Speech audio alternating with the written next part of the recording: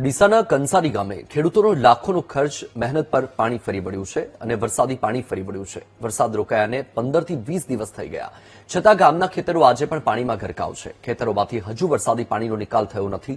મગફળી, જુવાર, બાજરી સહિતના પાક નિષ્ફળ ગયા છે। મોંઘા ભાવનું બિયારણ, ખાતર ખરીદીને ખેડૂતોએ આશા સાથે ખેતી શરૂ કરી હતી, પરંતુ અત્યારે સતત પાણી ભરાયેલા હોવાથી ખેડૂતોના ખર્ચ અને મહેનત પણ માથે પડ્યા છે। ત્યારે અત્યારે ખેડૂતો સરકારને મદદ કરવાની અપીલ કરી રહ્યા છે। તેઓને આશા છે કે સરકાર તાત્કાલિક નુકસાનીનું સર્વે કરીને યોગ્ય વળતર ચૂકવશે અને જો સમયસર સહાય મળી રહેશે તો ખેડૂતો આગામી સિઝનની ખેતી કરી શકશે નહીં તો ખેડૂતોની આર્થિક સ્થિતિ વધુ કફોડી બનવાની ભીતિ છે।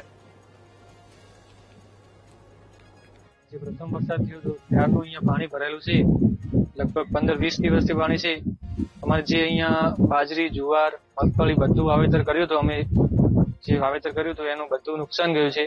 કશું રહ્યું નથી, બધું પાણીમાં બળી ગયું છે। સરકાર પાસે શું અપેક્ષા ને કેટલા દિવસથી સરકાર પાસે અમારે સહાયની અપેક્ષા છે।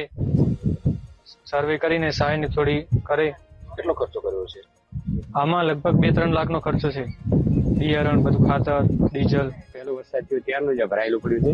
અમારી મગફળી વાવી મોંઘા ભાવનું બિયારણ લાવી, આ બધું અંદર નષ્ટ થઈ ગયું, બળી ગયું છે। પછી ગવાર હતો, પછી ફુલાવર વાયો હતો એક ટુકડો, એ બધું આ વરસાદના પાણીમાં બળી ગયું છે। કે અમારે સરકાર પાસે એવી અપેક્ષા છે કંઈક સર્વે કરીને વળતર આપો। ડીસા તાલુકાના કંસારી ગામના ખેતરો આજે 15 દિવસ વરસાદને થયા, પરંતુ હાલમાં બેટમાં ફેરવાયેલા જોવા મળી રહ્યા છે।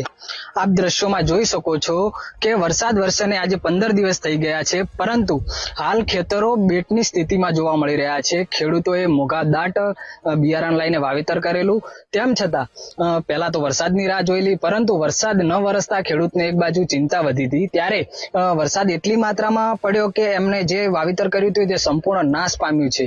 ખેડૂતોએ મોંઘા દાટ ભાવના બિયારણો લઈને અનેક સપના સેવ્યા હતા કે આ પાકની કંઈક ઉત્પાદન થશે અને અમારા ઉપર જે દેવું છે કે અમારા ઉપર જે કર્જ છે તેની ક્યાંક ને ક્યાંક ભરપાઈ કરીશું, પરંતુ વરસાદ વરસતા આ ખેતરો બેટમાં ફેરવતા હાલમાં ખેડૂતોમાં ચિંતા જોવા મળી રહી છે।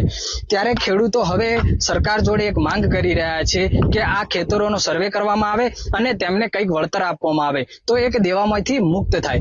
ચેતન કોટડિયા, વીટીવી ન્યૂઝ, ડીસા।